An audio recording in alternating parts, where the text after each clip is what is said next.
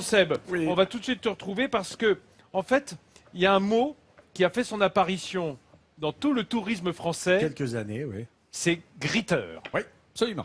Qu'est-ce que c'est qu'un gritteur? To greet, c'est accueillir en anglais.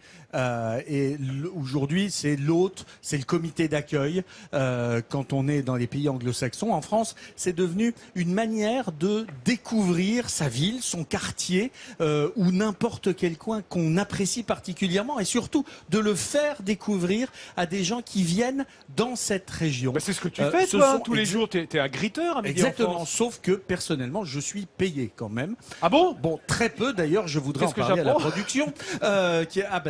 Le producteur s'en va d'ailleurs, il se sauve dès qu'on lui parle d'argent, c'est normal.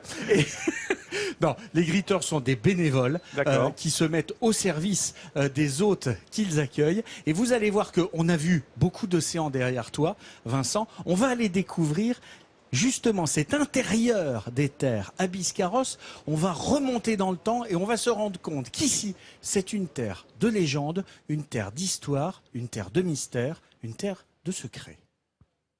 On est sur une dune. À l'époque, il y a un petit berger qui a rencontré un soir une fée. Fée, sorcière, lutin, autrefois Biscarrosse avait la réputation d'être un lieu chargé de mystères et peuplé de légendes à cause de ses zones humides. Au Moyen-Âge, les gens craignaient de traverser cette région marécageuse. Ces légendes, Sylvie les raconte aux visiteurs curieux de découvrir la forêt du nord des Landes autrement. Elle est gritteur, c'est-à-dire guide bénévole. Et sa spécialité, c'est de raconter comment le paysage s'est façonné au fil des croyances populaires. Les anciens, ils transplantaient des genêts ou ils les faisaient pousser autour des maisons pour faire des clôtures, pour se protéger contre les sorcières qui venaient la nuit, on pense, pour peut-être perturber le sommeil des gens. Et voilà, nous arrivons au point le plus haut de Biscarrosse-Plage. Après une heure de marche, le sommet de la dune. Le réservoir d'eau à 80 mètres du niveau de la mer. Là encore, des anecdotes bien mystérieuses sur cet endroit. C'est l'endroit où il ne fallait pas venir parce qu'on ne savait pas trop. En fait, ce qui se passait, c'est que les gens, quand ils se perdaient, ils se retrouvaient, on ne sait pas comment, ils se retrouvaient ici. Ils disaient, on ne sait pas ce qui s'est passé, on s'est endormi. Et puis, on a été réveillés par un écureuil blanc. Et c'est de là que les gens ont dit, il ne faut pas monter parce que l'écureuil blanc, on n'en a jamais vu. Tous les visiteurs sont captivés par ces histoires envoûtantes qui ouvrent la voie d'un monde imaginaire. C'est magique, c'est formidable. Ça nous fait retourner un petit peu en enfance. Ces histoires sont toujours super intéressantes à écouter. C'est toujours bon à savoir, pouvoir transmettre nos enfants, les faire rêver comme nous on est en train de rêver là avec cette balade. Ça fait toujours du bien de redécouvrir de façon différente la forêt qu'on croyait connaître. Et si la magie opère, c'est que Sylvie a tout simplement gardé son âme d'enfant. Je suis passionnée par les fées, les légendes, les contes, depuis toute petite. Je suis restée un grand enfant.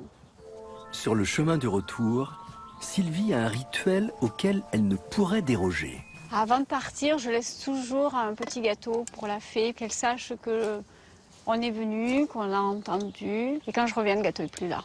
Je pense qu'elle doit le manger et qu'elle doit l'aimer, parce que je fais toujours le même et il n'est jamais resté. Donc je pense que c'est la bonne recette. Rencontrer Sylvie, c'est partager une visite insolite de la forêt landaise pour le plus grand plaisir des petits comme des grands. Une terre de légende alors, hein? Oui, alors maintenant que je sais qu'il y a des gâteaux qui traînent, je vais aller faire un tour. Ouais, ça m'étonnait aussi. Alors, c'est vrai qu'on est à Biscarrosse, on est aussi dans le pays de Borne, le pays du bout des terres, comme nous dit l'étymologie. Ben oui, il va falloir s'habituer, hein, c'est la rentrée, je suis de retour. Hein. Et on raconte justement que dans ce bout des terres, même l'archevêque de Bordeaux, tu en parlais tout à l'heure, Joël, ne venait pas jusqu'ici parce que c'était tellement dangereux, on avait tellement peur déjà de l'océan qui grondait, de toutes ces légendes que Sophie raconte, toutes ces légendes qu'il y avait dans ces marais, dans ces marécages. Eh bien, c'est vrai qu'on a un peu tendance, depuis quand vous êtes tombé dans les histoires il y a longtemps?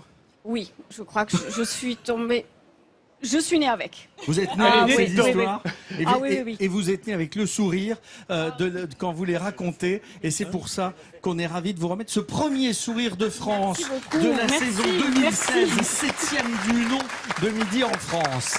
Alors, Merci. C'est très gentil, merci. Je suis un peu impressionnée. mais je le comprends. Je le comprends. Ah Moi oui, aussi, je c'est vais vous dire. Mais vous savez, Sourire de France, on en donne peu et ce sont toujours des trophées qui sont très mérités. Donc, sentez-vous à l'aise. Vous C'est y avez gentil. droit. C'est Merci normal. beaucoup. C'est bien naturel et ça nous fait plaisir Merci de vous beaucoup. le remettre.